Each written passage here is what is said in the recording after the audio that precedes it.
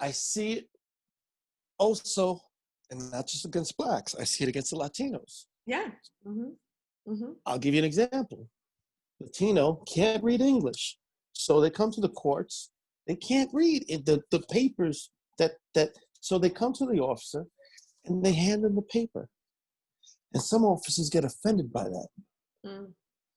Me, I would grab the paper. Okay. And since I speak Spanish, I'd make it really easy for them. Right. Usted tiene que ir allí. Or I talk to them in Spanish. Right. But if I didn't know Spanish, I'd read it and I said, follow me. And I'd walk them because we're people who care about people. Mm-hmm. When I ask, why don't you read? They should learn how to read English. Yeah. Why? Yeah.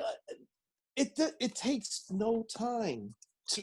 I don't even think that they had to stand up. They could have just pointed, or say sit and wait.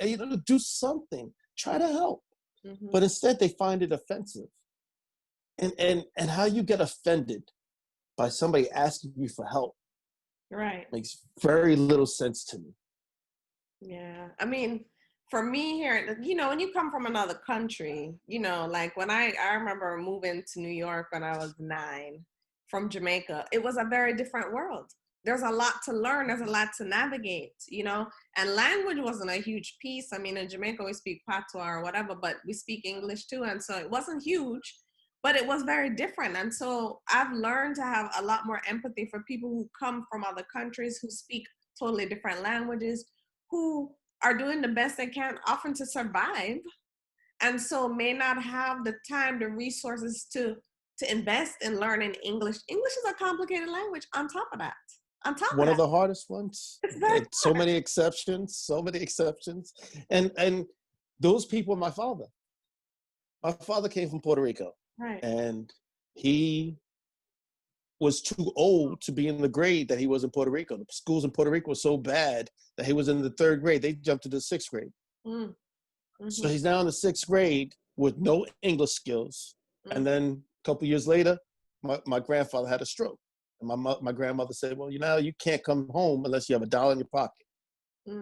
So that man left school, got a shoe shine box, and he is the typical Horatio Alger story. That man made it. He lived the American dream. He pulled himself literally from the bootstraps and made it. Bootstraps, right.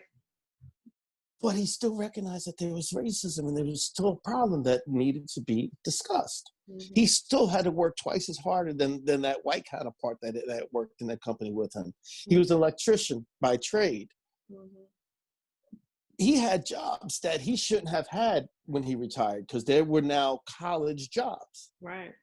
He had to bust his ass to get to that level. It was not just pick yourself up from a bootstrap. He had to pick himself up from like a 9-foot tunnel, right. And then put he had the weight on him, and he made it. So when I see people come to me like that, I'm not gonna look down on them because they can't read English. That guy might read 4 different languages other than English. Thank you. So how can I look down on him as being stupid because he can't understand one language when there's so many languages out in this world? Right. And people just don't have patience to show compassion. I think it's just I can't explain.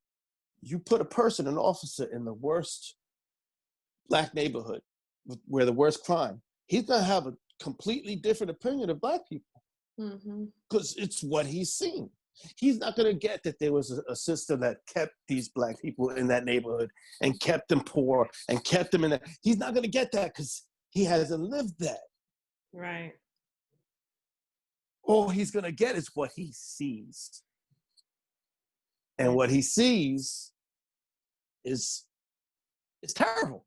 What's one thing I want to ask you about too before we close off is there's a picture of the state capitol in Michigan where some white protesters are not happy. So they take their guns, they go to the state capitol, they're standing in front of the officers at the capitol in Michigan, spitting on them, enraged about the fact, I think it's about shelter in place. They're not happy that they have to stay home.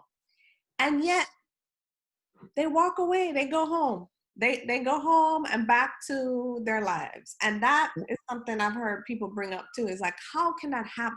How can you go in with weapons and basically verbally assault these officers and go and be good and be like, oh, okay. I don't even know if they got arrested, to be honest. Like, I haven't done enough of my due diligence, but I wonder what they didn't. They were, and no, they weren't. They weren't. And that it's the same as riots. I mean, how many riots have we seen after a hockey game? Yeah. After a football game. Right. Yeah. And again, listen to the media. Yeah. Listen to the media. Oh, some college boys have gotten a little rowdy today. They burned down 3 blocks. Right. It's not a little rowdy. Mm-hmm. Black Lives Matter does that. Savages. Right. Animals. Thugs. The president of the United States called them thugs, and what he gonna do? Right. Is that there's a hypocrisy in their ideology, and they don't even care about it. Mm-hmm. They don't care. It doesn't matter, because they've been seen this high so long that we can get away with it. Mm-hmm. That's why Trump gets away with what he does. He's bold about it. Right. He's just it's his way to. That's how he handled business. That's how he's going to handle this.